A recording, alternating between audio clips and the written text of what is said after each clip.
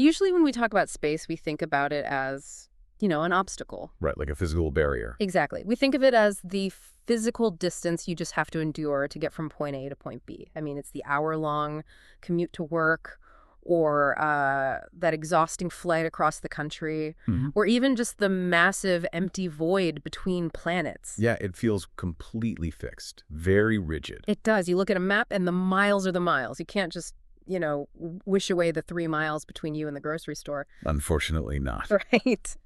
But today we are unpacking a translated excerpt of a really profound philosophical and spiritual text that says we have this entirely backwards. Completely backwards. Yeah.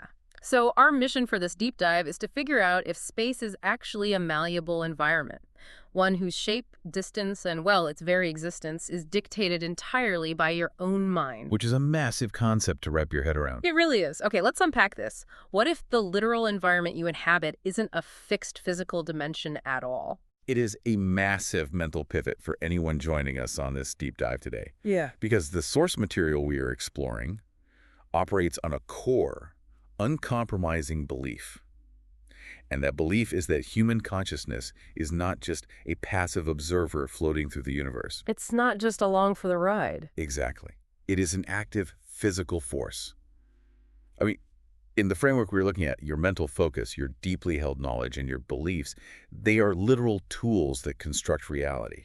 So to really grasp how we can supposedly manipulate space, we first have to understand the dividing line this philosophy draws, the line between our physical bodies and our minds, right? Right, because the author sets up a very distinct dichotomy right out of the gate. Yeah, they state that what our physical eyes see is merely where our physical bodies are going. So our eyes are essentially just, headlights on a car. That's a great way to put it. They're just guiding this flesh and blood vehicle through the mundane, everyday world so we don't walk into a wall. Yeah, the physical body is trapped in the physical world, navigating physical obstacles. But then the author introduces this concept of telegnosis. And telegnosis operates on an entirely different set of rules. Wait, telegnosis, is that just like a fancy translated word for my soul? Or is it something completely different? Because I definitely need a bit of a roadmap here before we start bending reality. Sure, yeah. Think of your soul as the vehicle itself, your core essence. Telegnosis, in this framework, is the GPS system. Oh, interesting. Yeah, it is a highly specific, highly focused application of your consciousness. So while your physical eyes are busy looking at the sidewalk in front of you so you don't trip, Right. your telegnosis is peering through the veil. It is actively perceiving the space where and this is the specific term used in the translation, your spiritual nature life will go after the death of the flesh body. Wow. Okay, so if I am walking down the grocery store aisle, my eyes are just looking for the cereal, but my telegnosis is effectively scouting out my post-death real estate. I mean, yeah, that is a very practical, grounded way to visualize it. It helps. It does. Yeah. Because the overarching goal of our existence, according to this philosophy, is to surmount our current existence space. We aren't supposed to just accept the mortal realm as our final destination. Exactly. We are supposed to extend our thoughts, our telegnosis, out to what the author calls senior spaces. Right, and the excerpt specifically names 3 of these senior spaces. It mentions the 1,000-year world, the 10,000-year world, and the Elysium world. Yes. Now, the text doesn't give us a full topographical map of every blade of grass in these realms, but the names themselves imply this massive scale of spiritual longevity. They do, yeah. They represent ascending tiers of existence. I mean, if a mortal life lasts perhaps a century, a realm where life exists for 1,000 or 10,000 years implies a reality far, far removed from our current experience. A reality without the normal decay and suffering. Precisely. They are ultimate destinations for a refined spiritual body. So here's where the mechanics get a little wild for me. The author argues that by imagining and knowing the situations in these specific senior spaces, we reinforce our belief in them. Right. And by doing that, our psychology and our mentality actually evolve to meet the demands of those higher spaces. The excerpt claims that the space in our imagination will literally move towards us and dream into reality. Which is such a poetic It phrase. really is. But I have to ask, is this just a profound spiritual version of a self-fulfilling What do prophecy? you mean? Like if you visualize a peaceful afterlife, you just sort of get yourself into a calm headspace before you pass away. Is it just a metaphor? What's fascinating here is that the author treats imagination not as a psychological comfort mechanism, but as an active construction project. A construction project? Yes, it is an engineering feat. You aren't just making yourself feel peaceful by picturing the Elysium world. The mental effort you exert literally builds the bridge for your spiritual body to travel there. Oh, wow. So it's laying down actual infrastructure. Yes, exactly. The mental effort lays the foundational tracks for your spiritual life to eventually enter those realms post-death. That is wild. Right. Imagination is not daydreaming about an escape from reality. It is the active creation of a new reality. That completely flips the concept of imagination on its head. But, okay, if our telegnosis is targeting these incredibly distant senior spaces like the 10,000-year world, the obvious hurdle is the distance. Sure. I mean, we are trapped in these physical bodies right now. How do we cross that infinite gap between our mortal world and these higher realms? Well, the answer provided is that we do it by compressing space. Compressing it. Yeah, the author poses the question very explicitly. They ask, can the space be compressed? And the answer provided is a definitive yes. Here's where it gets really interesting, because the author uses this beautiful ancient quote to explain this concept. It says, bosom friends within the four seas are close neighbors, though separated by great distance. Right. But then they instantly modernize that poetic idea to make a very grounded technological point about the internet. And honestly, the internet is the perfect modern analogy for this philosophy. Totally. The author points out that once the internet came into being, remote distances were suddenly placed right in front of our eyes. Yeah. Think about a video call with a dear friend on the other side of the planet. In that specific moment, where does your consciousness actually reside? Are you truly in the physical room sitting in your desk chair?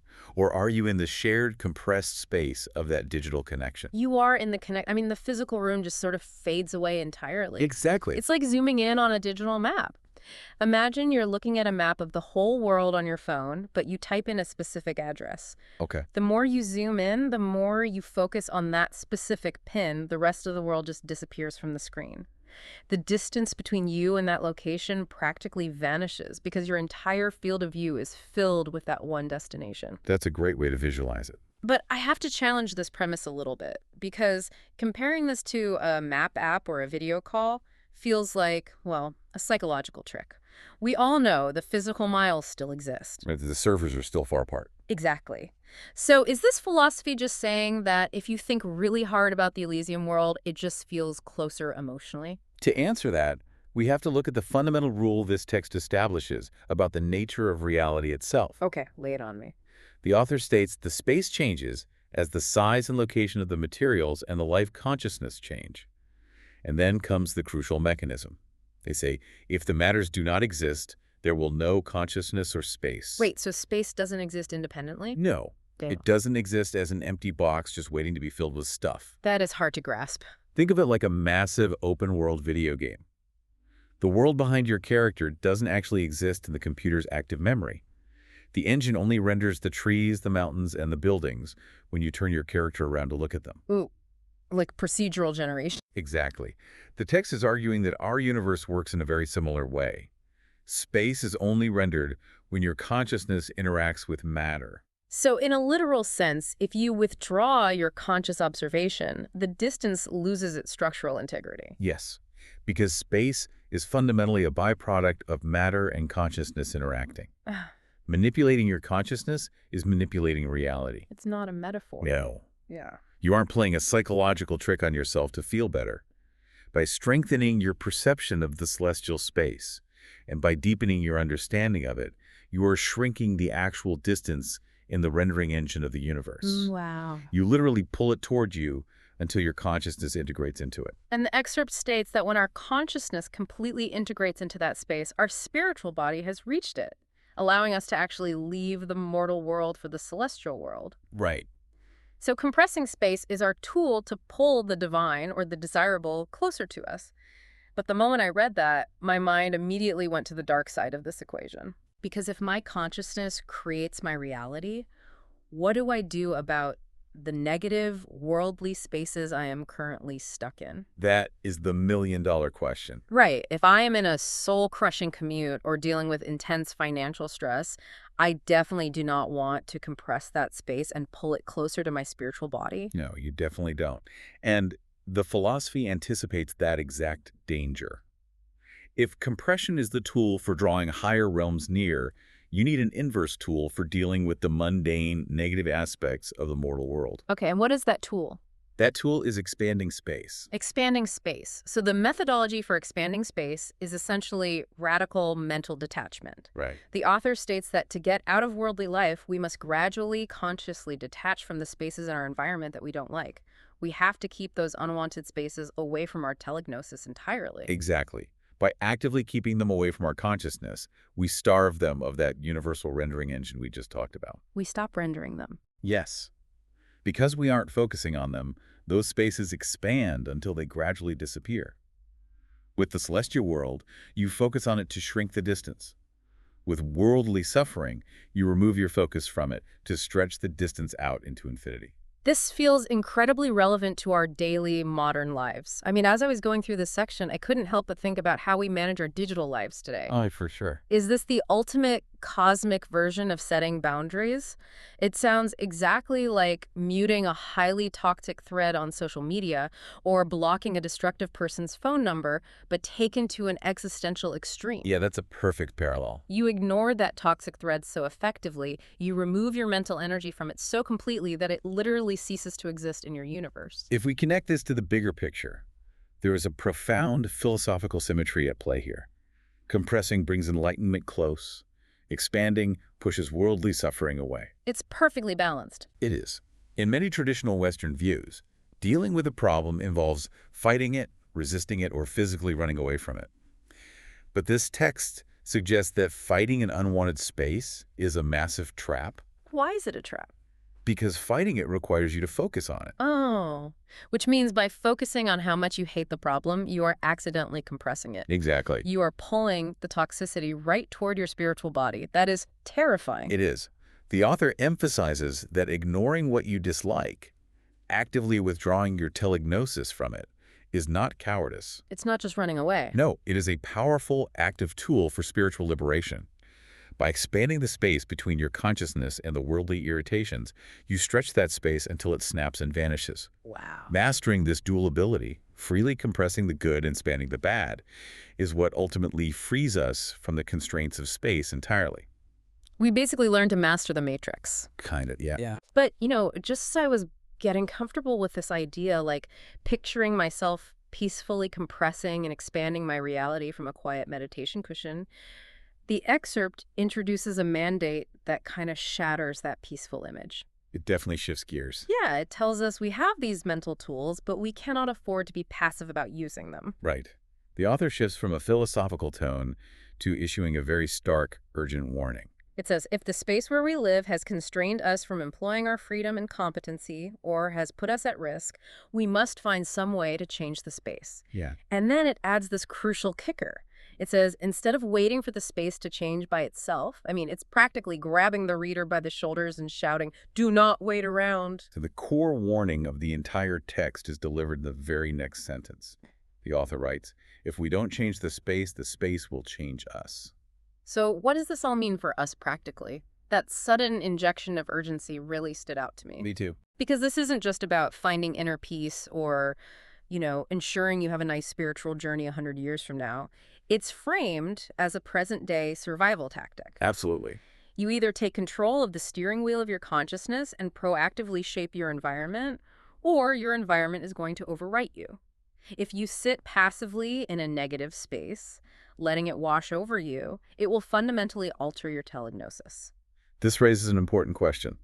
How do we know what to change our space into? Oh, right. Because if we are suddenly handed the power to bend reality, to compress the heavens toward us and expand away our daily problems, we could easily end up hopelessly lost.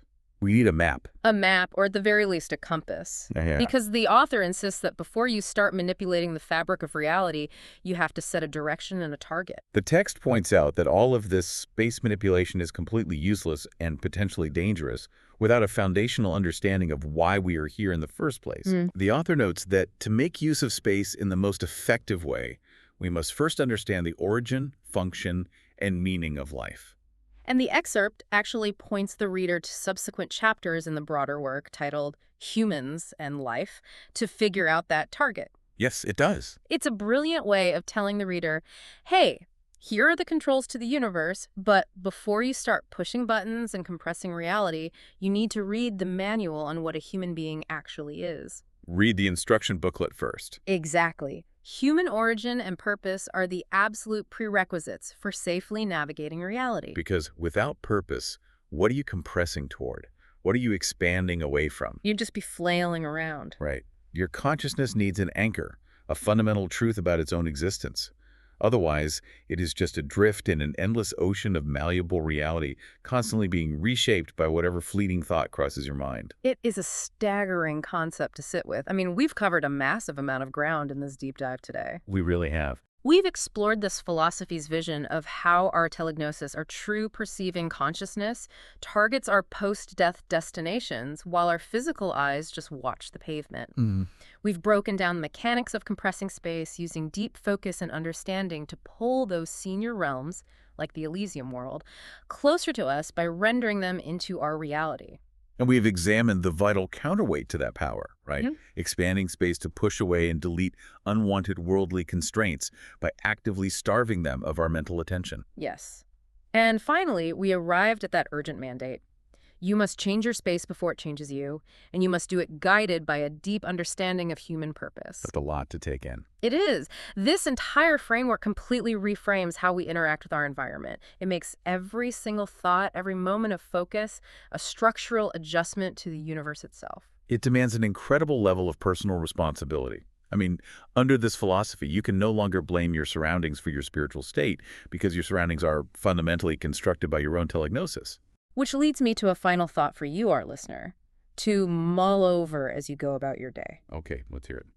We've talked about compressing the divine and expanding away the toxic on a personal level. But if consciousness truly creates space, what happens when we look at the collective consciousness of 8 billion people? Oh, wow. When billions of human minds are entirely focused on different realities, different anxieties, and different goals, are we stretching the fabric of space in 8 billion different directions? That is a terrifying thought. Right, or think about our literal space programs. When we send astronauts toward Mars and the collective attention of humanity focuses on that distant red dot, are we just traversing physical miles in a rocket ship? I see where you're going with this. Or, in the eyes of this philosophy, is the sheer force of human telegnosis actually compressing the solar system, rendering Mars closer to us simply because we finally decided to look at it? That is mind-bending. Keep exploring, keep questioning, and pay close attention to the spaces you choose to render into your life today. We'll catch you next time.